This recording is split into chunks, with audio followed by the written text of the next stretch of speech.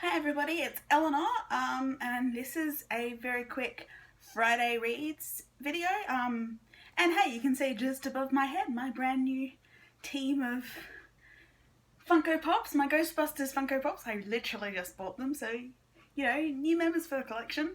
But yeah, so a Friday Reads, I have an exam this weekend that I need to do by Friday afternoon. It's an online exam, so I can do it at home. But yeah, it's my final exam in the Fall of the Roman Republic unit at university, so I need to study this weekend, which is why I'm not doing an in-depth video of any kind.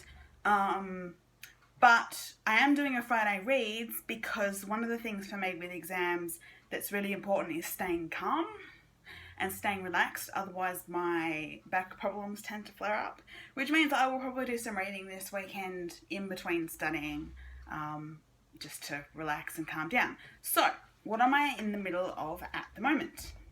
The novel I am currently reading is Synners by, hang on, let's get the bookmark out of the way. Synners by Pat Cadigan. This is the SF Masterworks edition. I bought this last month, I think. And I bought it because it's the first book that the Magical Space Pussycats podcast was reading, and I'm now 2 episodes behind on that podcast because I haven't read the book yet. But it then jumped to the top of my list last weekend when Pat Cadigan, the author, hosted the Hugo Awards, and she was amazing and hilarious, and I've never actually read I've never read any of her work before. So it jumped to the top of my list. I am 15 pages into this, which is not very far. It's a 475 page book. So I've got 450 pages to go. No, 460 pages to go. My maths is really bad. But yeah, so it's, from what I understand, like I said, I've only read 15 pages so far. It's a bit of a cyberpunk story.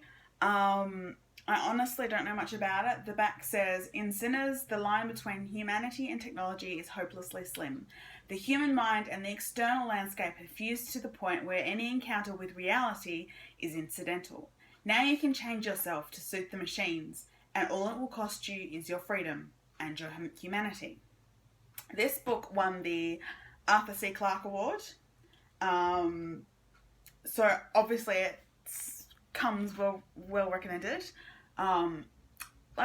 I'm not really sure what I think about it yet. Like I said, I'm only 15 pages in, and it's kind of, I'm not sure where I am and who I'm reading about just yet and what's going on. It kind of jumps straight into the middle of people's stories, if you know what I mean. So, but, you know, I'm looking forward to reading more of it, and so hopefully I'll read some more this weekend. I very much doubt I'll finish it because I do need to study, but I would hope to read more this weekend. And if I'm not in the mood for that, I have Defying Doomsday.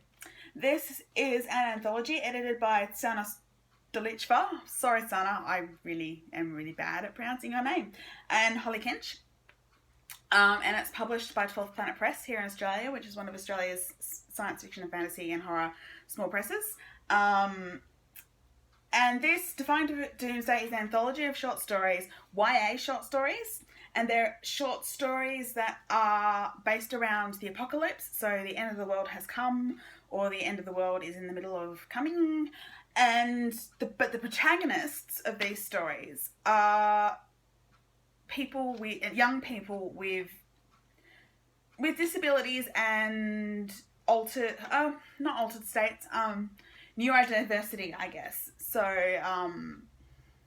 mental illness or mental health conditions and disabilities and physical disabilities.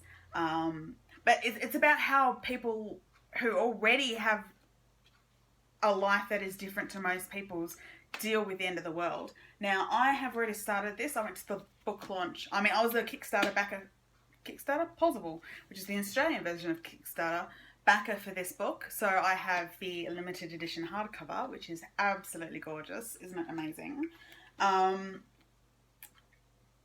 And I went to the Canberra launch a few weeks back. So decided to start reading it while I was, you know, on my way to the launch. So I've read the first 3 stories, which and the Rest of Us Wait by Corinne Duvis, To Take Into the Air My Quiet Breaths by Stephanie Gunn, and Something in the Rain by Shauna Maguire, which freaked me out. Seriously, Shauna freaks me out so much. Like, her version of the end of the world is utterly terrifying in all its simplicity, and yes. But yeah, so I've enjoyed the stories I've read so far, particularly Shauna's. But there are also stories by Tansy Rain Roberts and John Chu, and Janet Edwards, and all sorts of, who else is on the list? Eleanor Kamen Sands, Rivka Raphael, Bogie Takax, Maureen Kimberley, Octavia Cade, Lauren E. Mitchell, Thoraya Dyer, Samantha Rich, K.L. Evangelista. Yeah. So, I love 12 Planet's work. I've loved their anthologies that I've read. I haven't read them all. But this sort of comes off the back of Kaleidoscope, which was the YA fiction with diverse protagonist anthology that was crowdfunded a few years ago. And so this is kind of leaping off the back of that. And it's specifically apocalyptic stories with people of disability, people who have disability. So, so hopefully if I get bored with study and bored with Synners, I can read some more Defying Doomsday. And if I'm not in the mood for either of those, I do still have Four Doctors, the comic mini event from last year by Paul Cornell, sitting on my iPad, so I might read that as well. But yeah, that's my Friday reads. Bye.